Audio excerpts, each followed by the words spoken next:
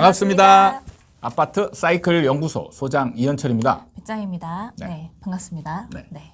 소장님, 오늘은 그 서울시장 있잖아요. 아, 예. 네, 그 얘기를 해보려고 하는데요. 네. 오세훈 후보가 박은선 후보를 18포인트 정도. 아, 예. 네, 거의 압도적으로, 뭐 민주당이 참패죠. 네네, 승리를 했어요. 네. 국민의힘이. 네네. 그래서 이 결과를 보고 이제 사람들이 이제 앞으로 이제 정부의 정책의 방향이 좀 네. 달라지지 않을까 이런 생각을 하더라고요. 네. 네, 이제 1년 만에 이렇게 민주당에서 국민의힘으로 확 돌아선 거잖아요. 네네.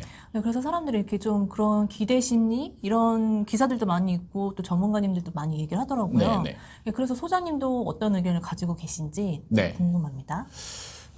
사실 이제 정확하게 보자면 이제 총선 작년에 총선이 네. 민주당이 사실 거의 대승을 했잖아요. 근데 맞아요.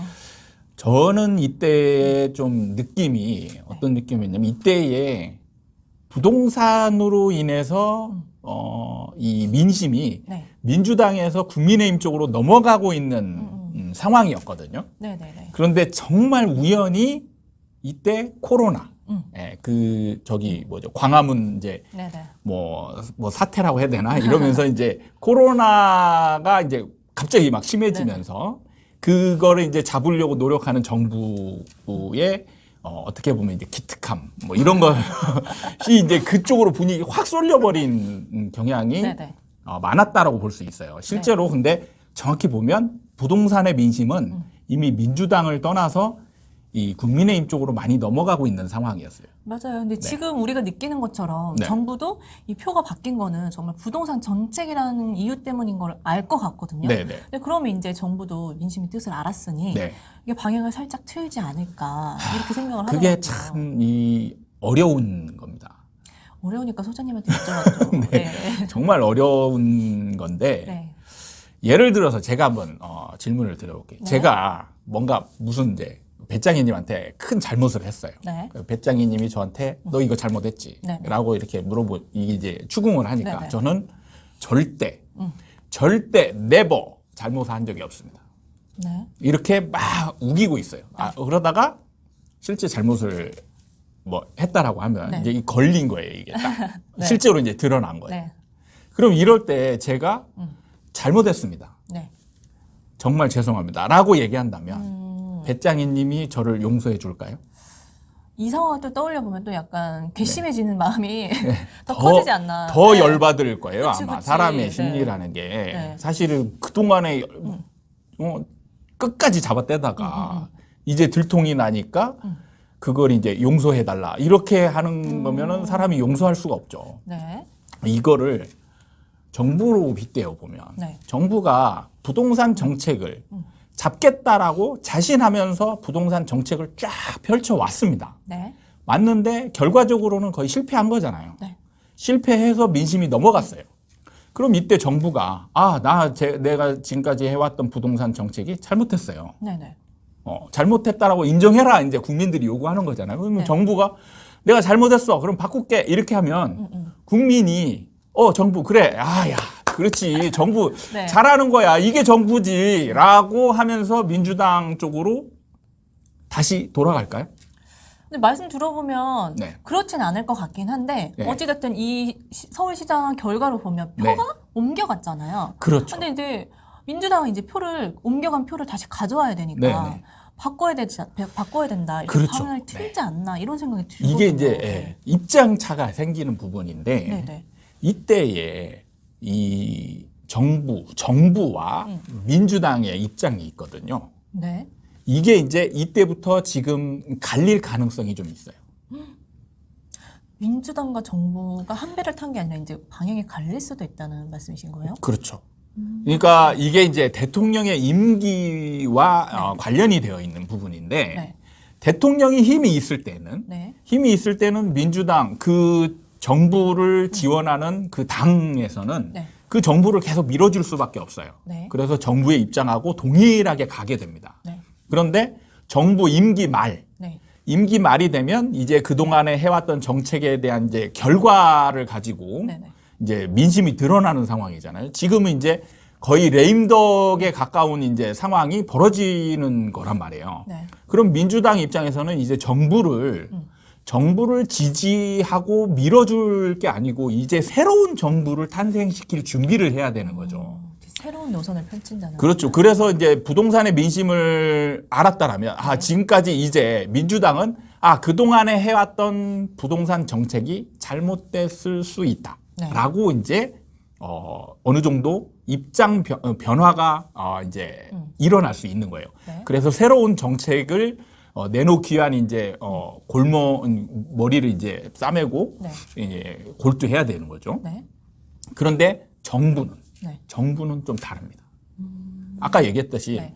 정부가 내가 지금 그동안에 해왔던 정책을 자신 있게 밀어붙였잖아요. 네. 그런데 사람들이 그건 너는 진짜 결과로 실패했고 너는 잘못했어라고 이제 얘기를 한단 말이에요. 네. 그럼 이때 입장을 선회한다라고 해서 네.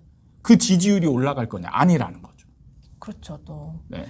이럴 거면 네. 왜 그렇게 했냐. 그렇죠. 네, 더 욕을 할 수도 있을 것 더 같아요. 욕을 얻어먹는 거죠. 네네. 지금 입장 변화를 돌이키면은 국민은 지금 이 참고 있는 분노가 아예 폭발을 할 겁니다. 그러면은 네. 민주당한테도 좋을 게 없어요, 사실은. 이럴 때는 각자의 길을 가는 게 가장 좋은 거예요. 우리 입장에서 보는 게 아니고 이제 정부와 네. 민주당 입장에서. 네네네. 정부는 그동안에 해왔던 정책을 계속 나는 이게 맞다. 네. 그리고 잘해왔다라고 얘기를 하면서 그리고 그동안에 뭐 약간 아쉬운 점은 있을 수 있다. 그걸 보완하겠다라는 식의 이제 정책은 펼칠 수 네네. 있는 거죠. 그래서 정부는 사실상 제가 볼 때는 입장이 변화될 가능성은 많지 않습니다. 안타까운 얘기네요. 예. 저는 정부랑 민주당은 약간 같은 길을 갈 거라고 생각해서 이걸 입장을 따로 생각해 볼 생각은 못 했는데 네. 이게 민주당이랑 정부가 다른 길을 가고 정부는 지금까지 해왔던 것처럼 쭉 가던 길을 가겠다. 그렇죠. 네. 그러면 그럴 수밖에 네. 없는 거죠. 그럼 오세훈 시장이 됐다고 해서 변화될 게 없을까요, 그러면? 아예 없다고 볼 수는 없어요. 이게 이제 어떤 문제가 있냐면 네.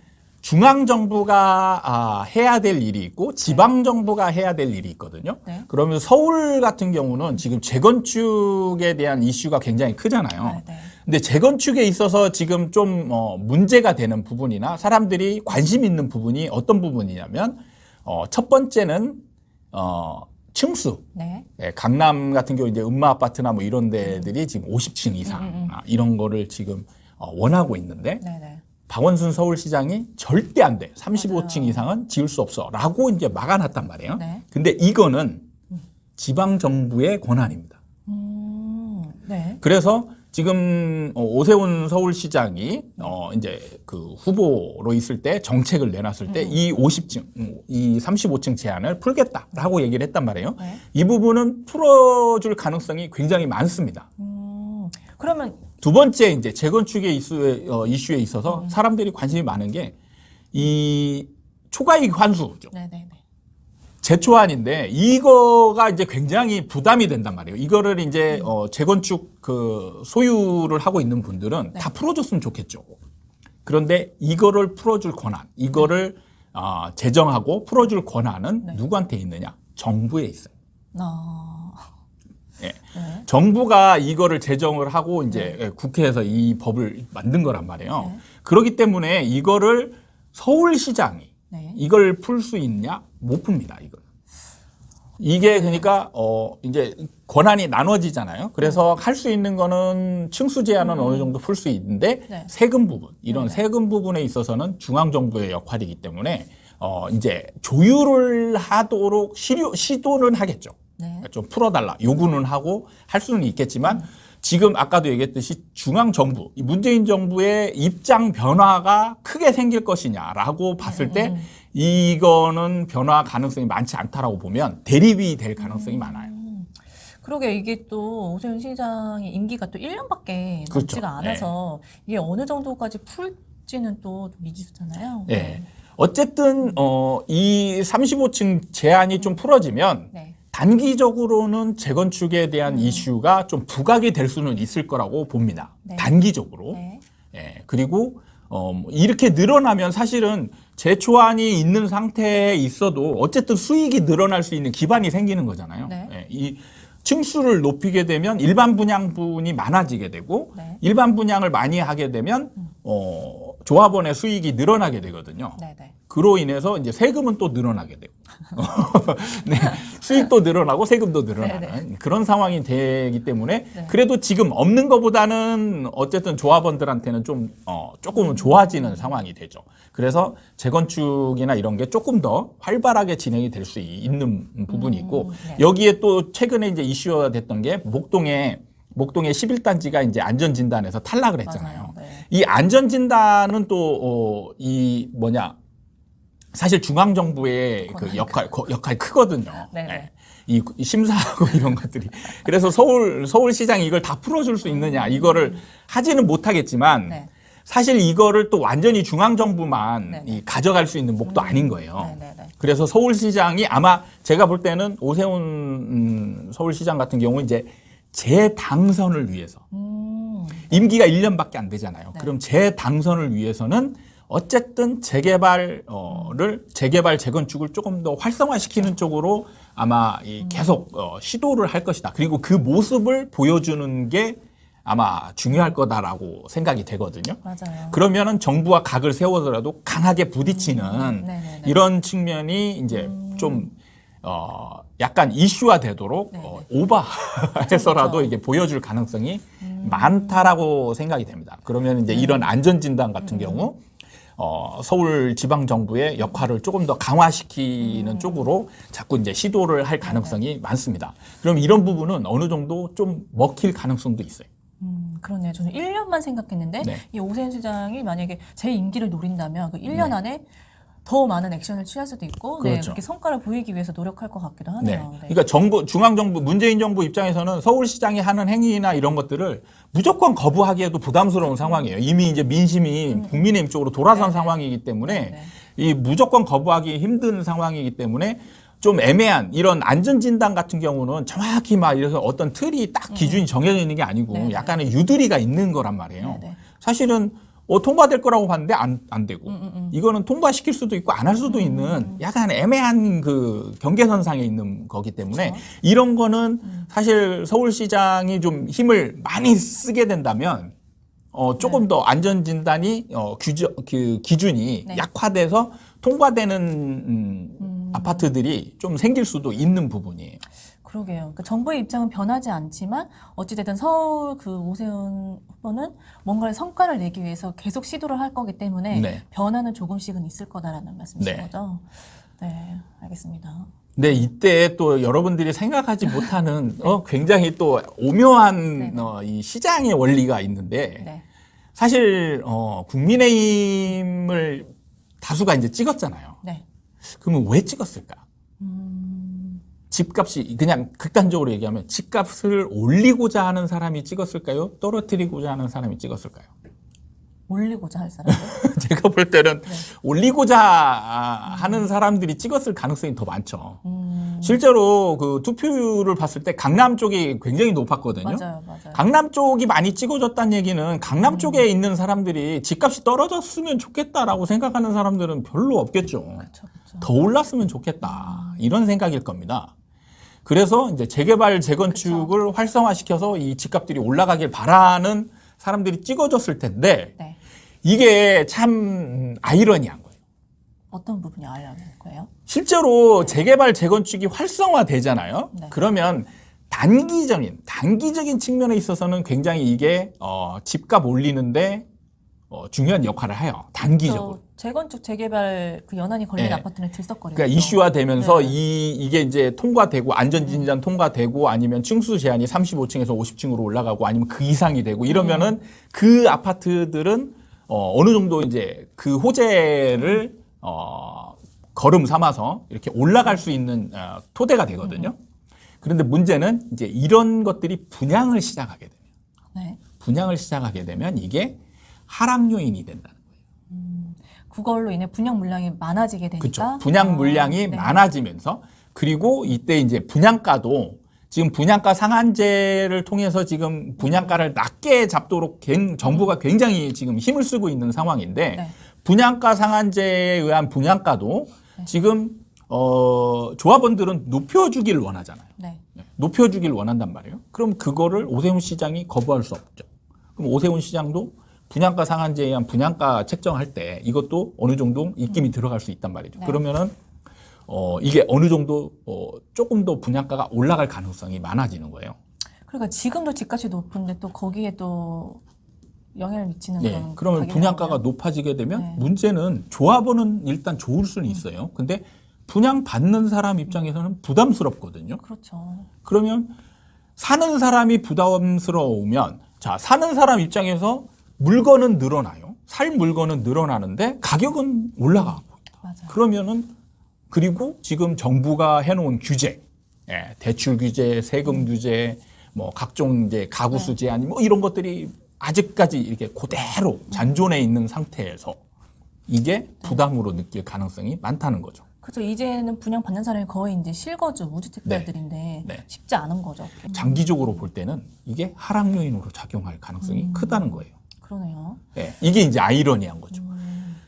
재개발, 재건축을 활성화시켜서 가격이 올라갔으면 좋겠다라는 생각에서 이제 오세훈 시장을 찍었는데, 그걸 바람대로 하게 되면 장기적으로 몇 년 뒤에는 이게 하락 요인으로 작용을 해서 하락할 수도 있는, 하락이 더 가팔라질 수 있는 상황이 올 수도 있다. 그러니까 시장에 이게 딱 한 부분만 딱 찍어서 보면 오르긴 오르는데 그 다음이 제일 중요하잖아요.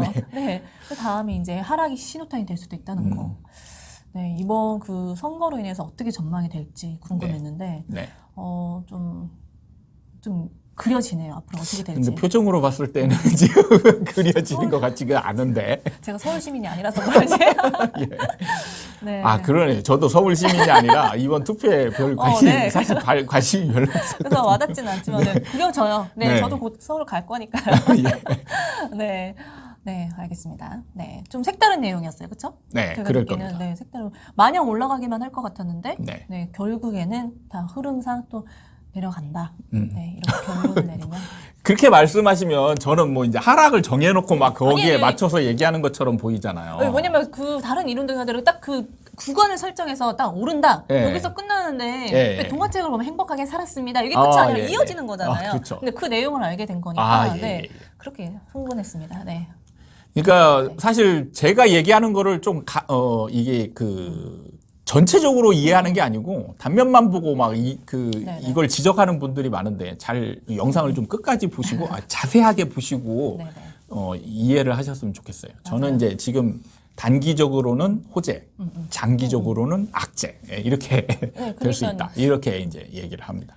저도 생각을 계속 하게 되는 게 저도 어떻게 되지? 딱 내 눈에 보이는 미래 정도까지만 했는데 소장님은 항상 그 끝에 연장선을 말씀해 주시니까 생각을 항상 하게 되는 거예요. 부동산은요, 1, 2년 막 이렇게 단기적으로 보면 절대로 안 됩니다. 길게 봐야 돼요. 길게 봐서 연장선상에서 봐가지고 거기에 적절하게 대응하는 그게 가장 중요하죠. 그러니까요. 아직도 조급함이 있나 봐요, 제가.